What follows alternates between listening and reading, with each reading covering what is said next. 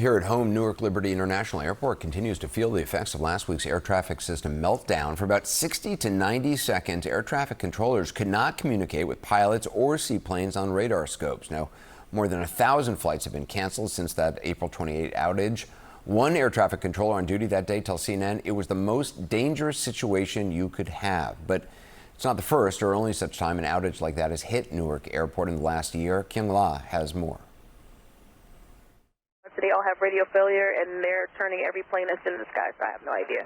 This was the evening of November 6th last year, months before this recent crisis at Newark. We just lost all frequencies and communications, Terry. That call came from the Newark Approach air traffic controllers, unable to communicate with passenger planes. And this tech failure wasn't the only one. It happened multiple times within the last year.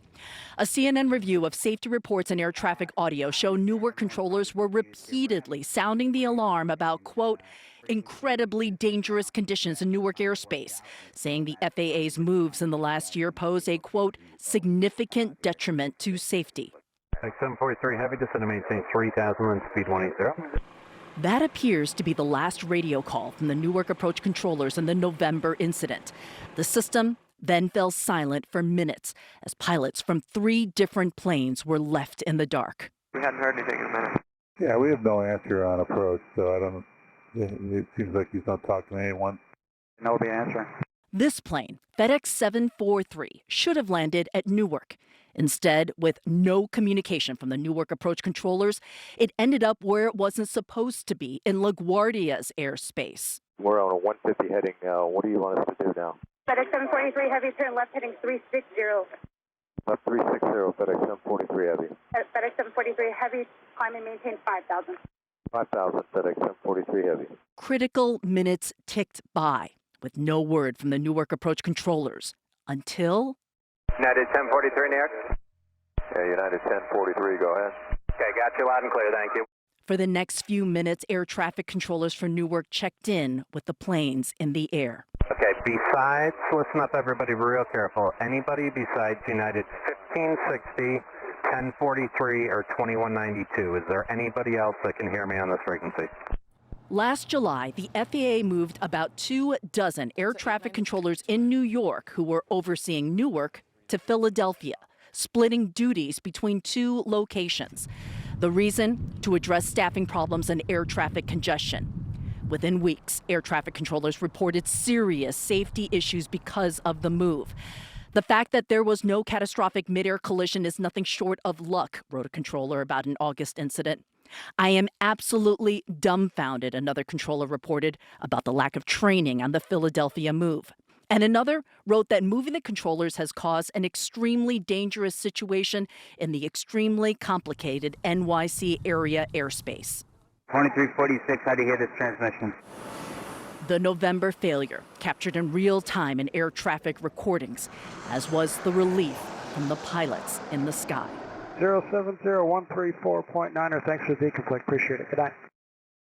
And Kyung La joins me now. So what's the FAA saying in response? Well, Anderson, we did reach out to the FAA with very specific questions about the repeated criticism from controllers and experts, as well as what happened on what you just heard on November 6th. Now, the FAA did not respond directly to our questions, but said it is taking immediate steps to improve the reliability of operations at Newark, including upgrading technology and increasing staffing at the Philadelphia location.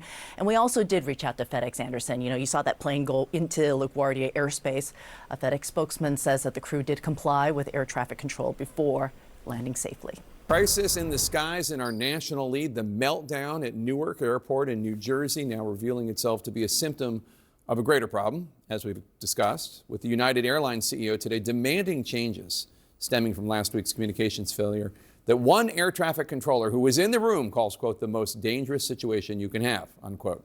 CNN's Pete Muntean has been all over the story. And Pete, this seems like it obviously was just a crisis waiting to happen. And the big takeaway from our reporting today is that this actually happened once before. The meltdown that happened last Monday that caused all of these staffing shortages happened back on November 6th, when there was a total communications blackout at the Newark Terminal Radar Approach Control Facility, which is actually in Philadelphia. And that controller who was in the room at the time of this most recent meltdown was also in the room at the time then. He tells me it was by the grace of God that there was not a mid-air collision as a result of that earlier incident. This is sort of the blow-by-blow. Happened November 6th. A FedEx flight was getting turned on to final approach by the controllers there at Newark Terminal Radar Approach Control. They lost voice communication, and so that plane, instead of making that critical turn, essentially just kept flying to the east and into the airspace over New York's LaGuardia Airport.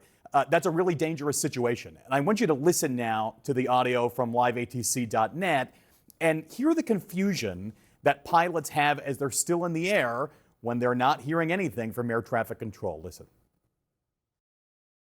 Yeah, we have no answer on approach, so I don't. It seems like he's not talking to anyone. Yeah, they said that they lost their frequencies. We're on a 150 heading. What do you want us to do now? FedEx 743 heavy, turn left heading 360. Left 360, FedEx 743 heavy. FedEx 743 heavy, climb and maintain 5,000. 5,000, FedEx 743 heavy. I just had about 5 sectors in my ear all at once, and they all have radio failure, and they're turning every plane that's in the sky, so I have no idea. Okay, got you loud and clear, thank you. We just lost all frequencies and communications here. So this really builds a story here and a bit of a track record that they had that stemmed from the move of this facility from Long Island to Philadelphia and really introduced a single point of failure, according to the controller that I spoke to. Now the FAA says they're scrambling to fix that one data link between the old facility and the new facility, replacing copper wire with fiber optic cable. They're also trying to set up a more reliable backup system there. And the FAA vowed today to get some more trainee controllers out of the trainee status and on to full-time.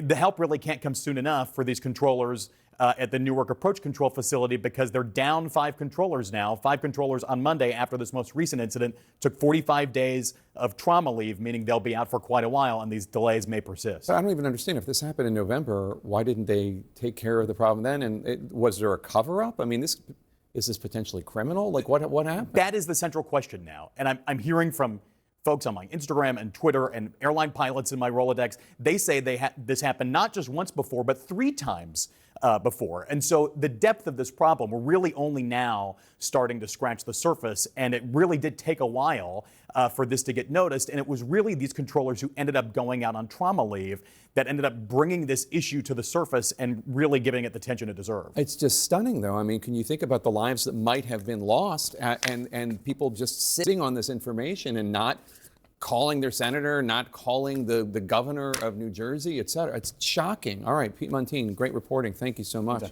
The recent string of airline mishaps, close calls, and unfortunate tragedies have highlighted the enormous task facing air traffic controllers every day. CNN's Tom Foreman visited an air traffic control simulator to help us understand just what they go through. How much do I have to be thinking about the second plane behind him here? A lot. There could be 100 aircraft in your airspace. Some may be small and slow, some may be big and fast. That's correct. Terry Kraft knows how dangerous even a moment of unexpected silence from an air traffic control center can be. How much space do you need between the Southwest and the Heavy? He's a lifelong controller and supervisor, now turned instructor in this tower simulator at the Community College of Baltimore County. You're just looking at all of these, and just like that, another one just shows up. Oh, they just keep popping up. And this can change unbelievably dramatically in 10 seconds. Oh, not even 10 seconds. Key to the problem, an air control system that is already under enormous pressure. With 45,000 flights and nearly 3 million passengers daily in the United States, the workload for control towers is staggering. You could have 25 to 50 aircraft in this area that you're managing all at once. Well, you can see them coming in. We have by far, by orders of magnitude, the largest air traffic system in the world. We do more movements just in the states of California and Texas than most countries do in a year. Cherokee 228 Lima Bravo cleared for the approach runway 16. So now they get to go here. Training a new controller can take up to 7 years, and approximately 40 to 50% of applicants do not successfully finish the demanding courses at the FAA Academy. Programs like this help students beat those odds, but staff shortages are common. The less controllers you have on duty, the more those controllers are working harder for the same volume of traffic. Are some facilities out there routinely operating almost at their maximum level? Oh, absolutely. And the technical problems are well documented. Outdated equipment, spotty communications, sometimes leading to dire moments like Newark saw just days ago. That's 674 approach. 74, radar contact lost. We lost our radar. So just stay on the arrival and maintain 6,000. The FAA has pledged a massive overhaul, but that will take years in which controllers coast to coast must be constantly ready to handle the next potentially terrifying moments when they're effectively flying their planes blind. Absolutely terrifying. Tom Foreman, thanks so much.